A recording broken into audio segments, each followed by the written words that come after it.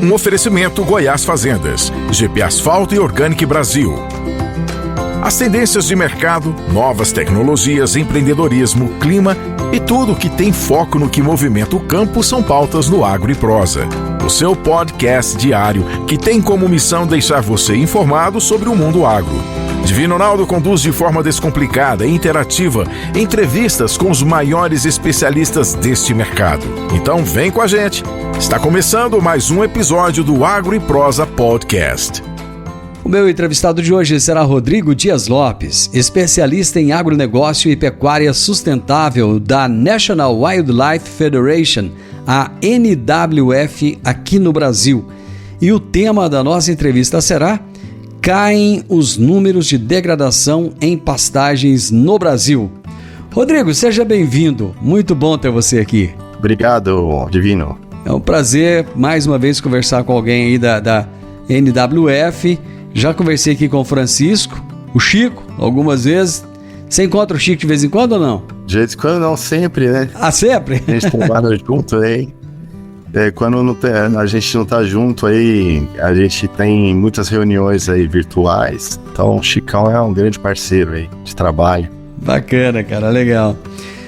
Rodrigo, me conta, em que patamar que está a degradação dos pastos brasileiros? Olha, Divino, a notícia é boa, né?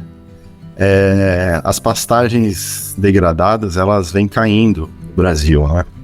Então, um estudo aí feito pelo Map Biomas, num período de 1985 a 2020, essas degradações caíram de 70% para 52%. Que é um número já interessante, né?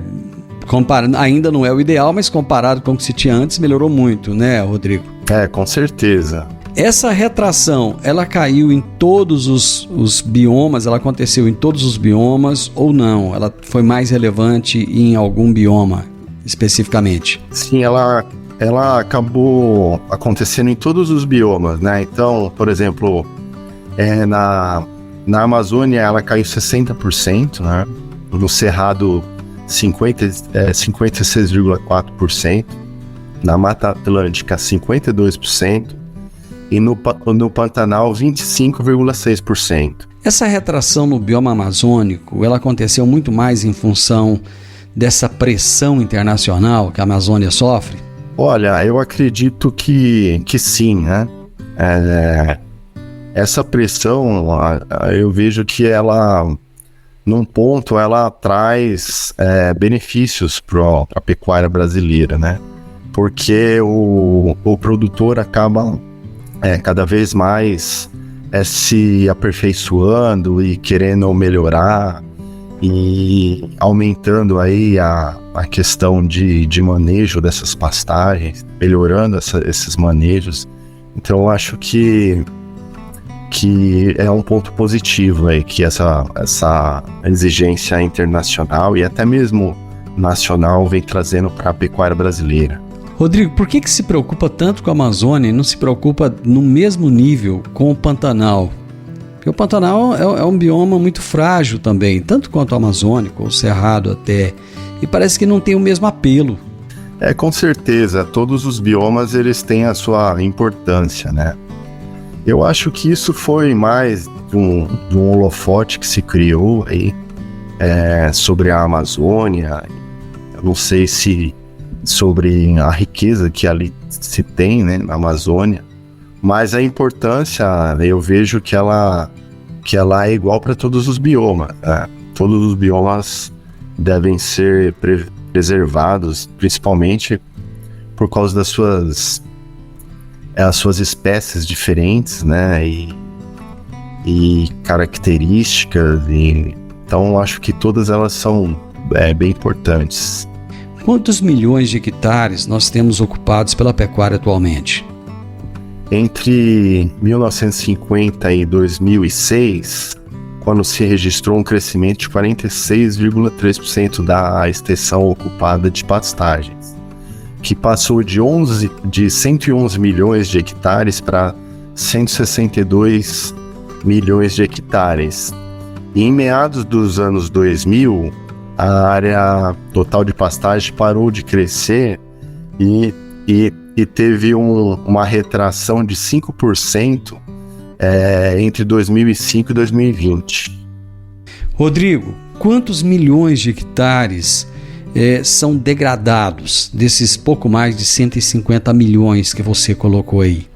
Quando eu falo degradado, em algum nível, né, de degradação, não totalmente degradados, logicamente. O Divino, as áreas degradadas, elas passaram de 70% para 52% no período de 1985 a 2020, tá? E as áreas mais degradadas, elas passaram de 29% para 14% entre 2000 e 2020. As áreas com degradações mais intensas. Essa recuperação das pastagens degradadas, de alguma maneira, quando você recupera esse pasto, você aumenta a produtividade por hectare na pecuária, Rodrigo? Sim, com certeza. Quando você faz uma recuperação de pastagens, né, você faz uma adubação, uma correção do pH, você deixa mais disponíveis os nutrientes no solo.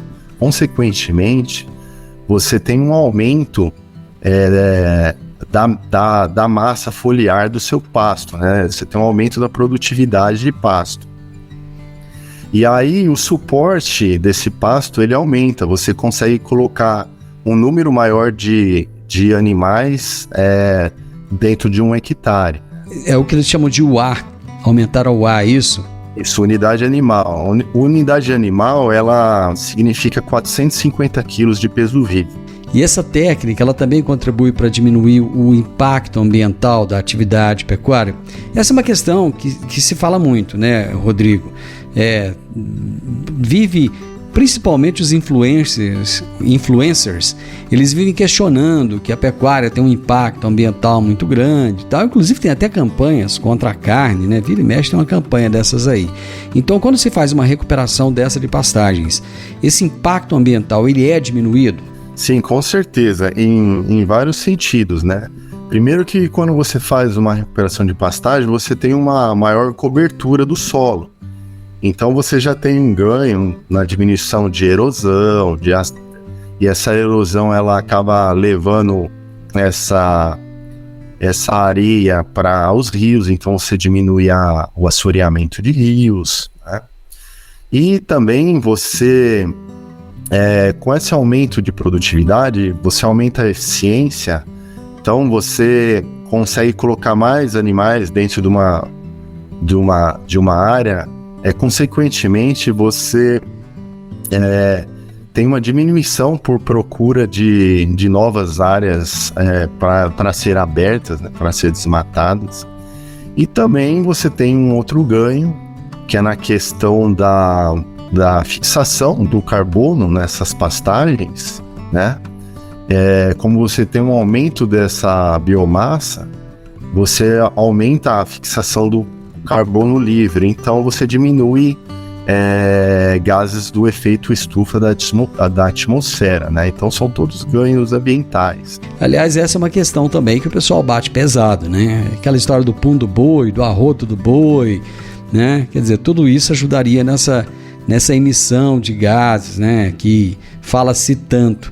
E essa recuperação, então, pelo que eu entendi do que você disse, à medida que você aumenta essa biomassa, essa emissão de gases ela diminui. É isso mesmo? Entendi correto? Sim, você diminui porque o carbono, conforme a planta ela tem o seu desenvolvimento, ela fixa o carbono na sua estrutura, né? Então, quando você tem um pastinho mais fraco, você tem menos biomassa. Então você tem menos carbono ali fixado. Quando você faz essa reforma e você tem um pasto vigoroso, você retira esse carbono na atmosfera e você aumenta esse carbono na estrutura da planta, né? Da forrageira. Então você tem uma diminuição desse carbono na atmosfera. Uma dúvida que eu tenho, que eu acho que você vai poder me ajudar agora, Rodrigo, e com certeza muita gente deve ter essa dúvida também, é o seguinte: vamos lá. Qual é a diferença entre recuperação de pasto e reforma de pasto? Tem diferença? E se tiver, explica pra gente. Tem. A reforma de pasto, você vai tomar essa ação de fazer uma reforma de pastagem quando você tem um pasto muito degradado, né? Tanto em termos de pobreza de nutrientes no solo, como problemas de estrutura, né? Então, um problema de estrutura, por exemplo, o pisoteio dos animais acaba trazendo uma compactação. Então, você não tem a infiltração de água, você tem uma dificuldade de infiltração de água, você tem a dificuldade da raiz da planta se aprofundando para pegar a umidade mais do fundo do solo, né? Então, você também tem um aparecimento muito grande de ervas daninhas, né? Então, a diferença da reforma de pastagem é que você tem que fazer um trabalho mais intensificado ali, né? Então, você tem que... se você tem um problema de compactação, você vai ter que fazer uma aração, você vai ter que fazer a adubação e a calagem para regular o pH, né? Você também vai ter que fazer o plantio novamente dessa pastagem, né? Então é uma reforma completa. Já na recuperação de pastagem, você tem ali um pasto que ele está até formado, né? Então você vai precisar fazer somente uma adubação, uma correção do pH, uma calagem, né? Então você vai... a reforma basicamente é você repor esses nutrientes que ali no solo que estão faltando, né? E deixar ele também disponíveis para a planta através dessa correção do pH. Então, só para ver se eu entendi direito, a recuperação de pasto seria algo para um pasto que não tem uma degradação muito profunda, né? Aquele pasto que está bem degradado, aquele que está bem judiadão mesmo, então só a recuperação não adianta, tem que ser feito a reforma. É isso? Exatamente. Você tem que fazer uma reforma, né? E aí o custo aumenta, né, Divino? Uma reforma de pastagem por uma recuperação de pastagem. Correto. Então, aí o custo hoje isso vai depender desse nível de degradação, né? Ele está girando aí em torno de 1.000 a 2.500 por hectare, aí dependendo da localização. Isso aí vai depender de vários fatores para você reformar essa pastagem, né? Rodrigo, você sabe quais são os fatores que mais impactam nesse custo da recuperação? Você falou aí que são vários fatores, né? Lógico, depende muito de onde acho que vai depender muito do relevo, vai depender muito da logística, né? Se ele tem um calcário ali mais perto, se não tem. Exatamente. Da variação do dólar no momento. Eu imagino que seja isso, eu estou jogando aqui, né? Quais são os fatores, né, que mais impactam nesse custo dessa recuperação? Com certeza é a mecanização, né? Se você precisar fazer uma mecanização, isso aí ele tem um custo elevado, né? O próprio adubo, ele tem um custo elevado. Então a adubação, o maior custo que eu vejo é essa questão de mecanização e o adubo, né? A adubação. Tem o óleo diesel que vai gastar aí, que tem um preço alto, né? De obra. E a recuperação da pastagem também, você utilizar a semente, né, do pasto também, ela tem um custo também elevado, né? Então acho que esses insumos, e a mecanização é o que vai pesar mais na conta.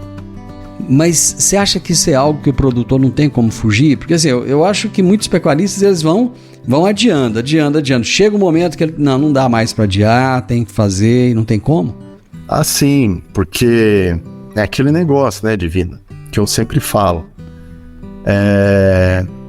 Você tá ali produzindo, né? Então você tem um pasto que você formou há muitos anos, você tá ali produzindo e todo ano você tá tirando o gado ali e vendendo. Então aqueles nutrientes que fizeram o gado engordar e aqueles nutrientes estão saindo ali de porteira fora, né? Na hora que você vende o gado. E esses nutrientes, eles têm que ser repostos. Então, com certeza, não tem por onde fugir. Vai chegar um momento que ele precisa fazer essa recuperação de pastagem, porque começa a ficar inviável. Porque a degradação do pasto nada mais é que um pasto que ele não está mais produzindo e ele não está mais suportando a manter aqueles animais ali ganhando peso.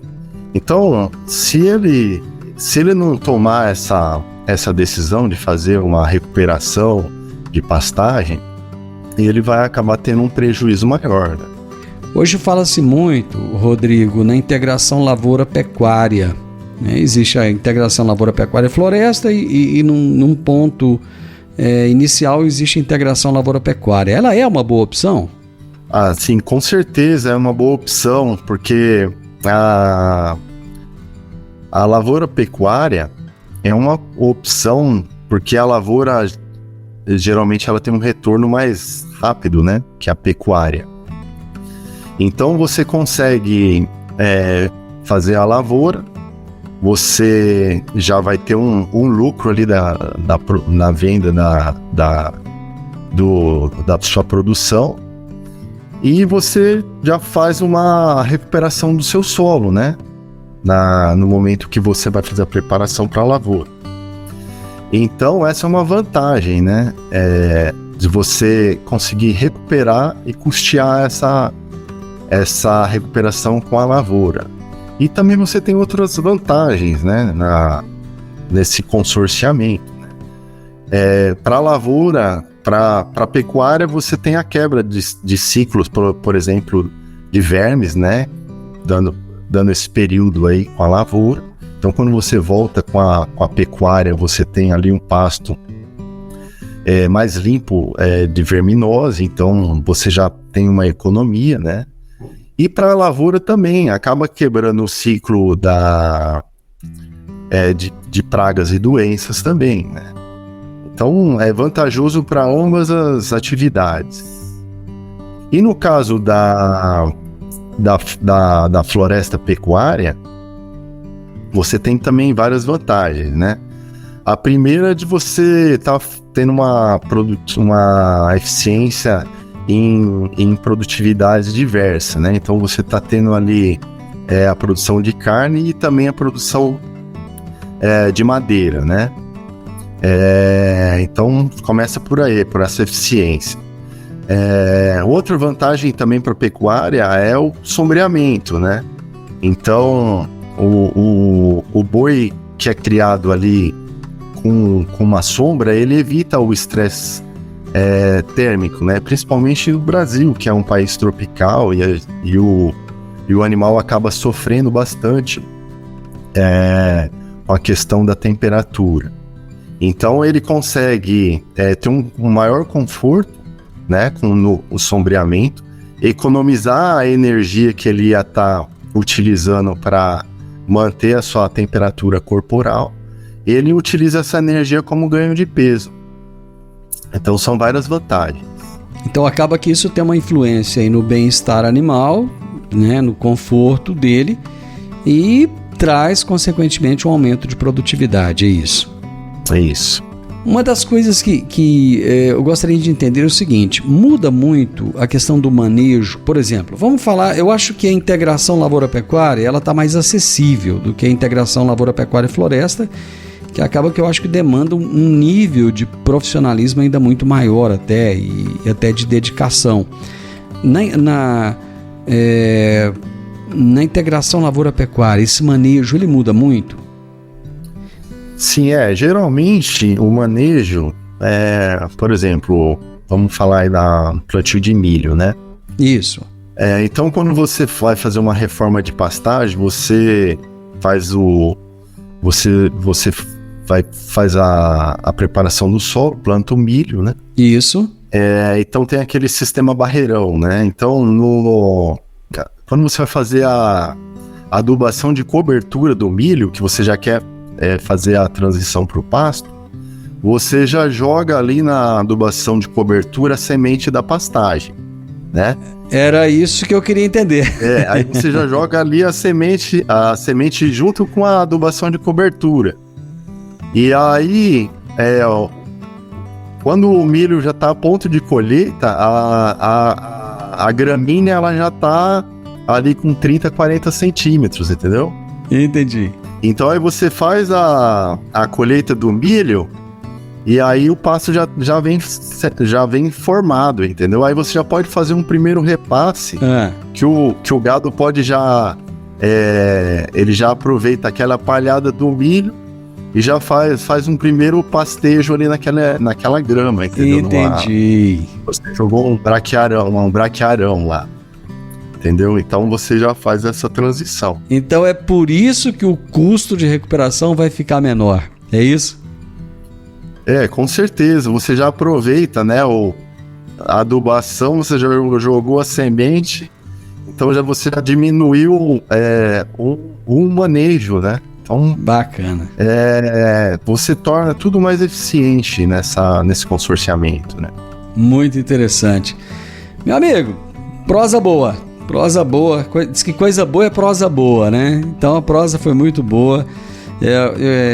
Você trouxe maneiras aí de solucionar o problema, né? O produtor, eu acho que ele precisa disso, né? Orientação. E você trouxe a orientação, te agradeço imensamente a participação aqui. Muito obrigado.